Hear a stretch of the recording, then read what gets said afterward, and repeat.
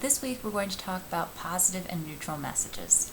Your book covers pretty much everything I could possibly think of to tell you about this, but I'm going to give you some personal experience in this lecture. And just to review what your book has already told you, a positive and a neutral or neutral message is the message you send when there's no persuasion involved. This is strictly something that's informative or something of a personal congratulatory nature. So when you write your positive or neutral message, the format is essentially you're going to present the main idea first, explain in details, and close in a very friendly manner. Now, things you might want to write in this regard: a gratitude message, so like a thank you card, a recognition, a congratulations, or a note of sympathy. Now, here are your tips on writing a positive message. First is be prompt. Now, for your assignment covering this material, you're going to write a note of gratitude, a thank you card. So when we talk about these tips, I'm going to talk specifically about the thank you card, note of gratitude. Let's say, for instance, you went to the career fair here on campus and you talked to a number of recruiters. Your job is to write each person that you talk to individually a thank you card, if at all possible, not just an email. An email is what you do if you can't find a physical address in which to send them something. If you take the time to physically handwrite a note, that makes a much bigger impact. So like I said, rule number 1, be prompt. That card should be in the mail within 48 hours of meeting the recruiter. If you go to a business and have an interview, the person you interviewed with, and perhaps even the administrative assistants that you chatted with as you were waiting for your interview, within 48 hours of that happening, you need to drop those cards in the mail. If you wait longer than that, then it's going to perceive as though it was an afterthought because you weren't really enthused about the job. So be prompt. Second, be brief. Okay, your motivation here is to be polite, to be professional, and to be remembered. So brevity is the key. This is not something that they open it up, they see a long letter or a novel written inside and think, I don't want to read this. Make it very brief. And be sincere. Okay?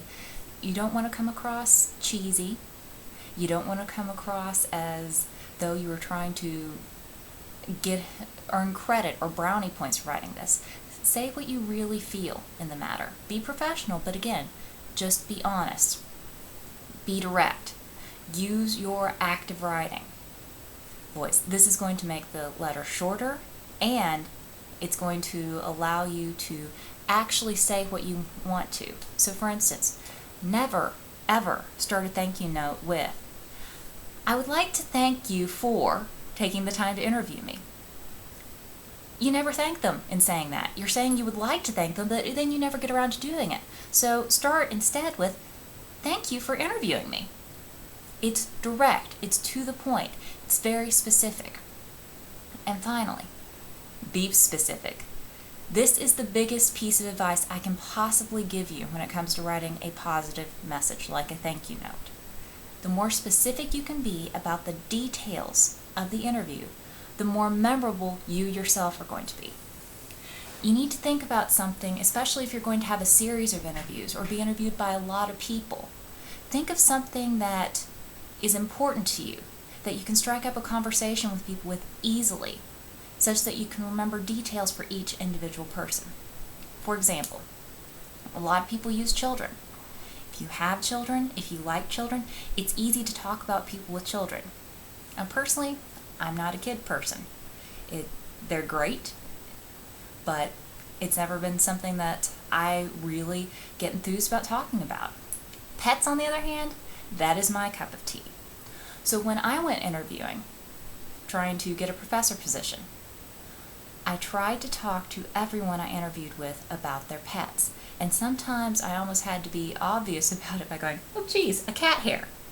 But if people have pets, they'll usually respond to that.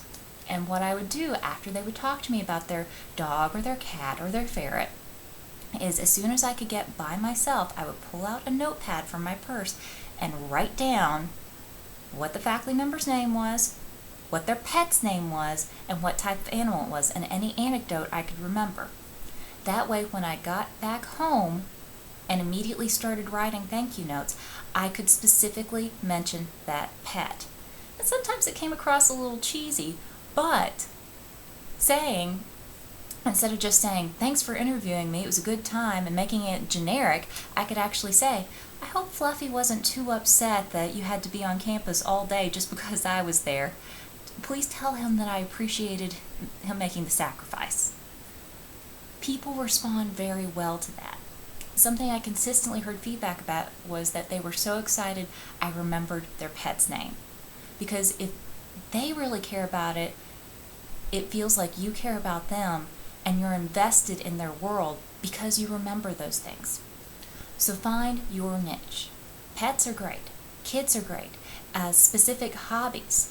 Now, sometimes you're going to find people that have nothing at all to do with your hobby. So if you're doing something that is as universal, make sure that you have backup contingency plans, other things that you could easily strike up a conversation about.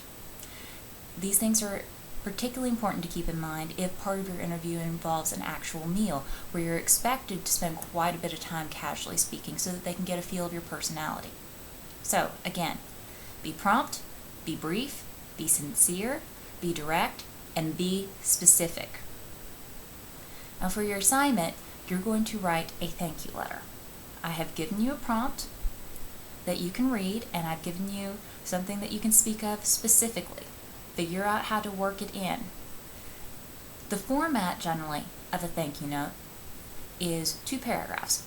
One large, detailed paragraph with the main idea, which is, thank you so much, and here's why I'm grateful. And then a short closing paragraph. Remember, all business writing ends with a call to action. So here's the second biggest tip I can give you. Especially when you're writing a thank you note after an interview, you want to make sure that you end with a call to action. Because if you close your letter without a call to action, thank you for your time, period, the reader now feels that the message is over, and they are psychologically finished with thinking about you and thinking about your letter. If instead you end with a call to action such as, I look forward to speaking with you about the position soon, I look forward to seeing you soon, I look forward to hearing with you soon, when they finish reading the message in itself is not over. It's not a book that they can close because, well, there's still something they have to do. You're more likely to be thought about and remembered later if you end with a call to action rather than a definitive ending. So remember that. Call to action, and be very, very specific as you write your thank you notes. Good luck.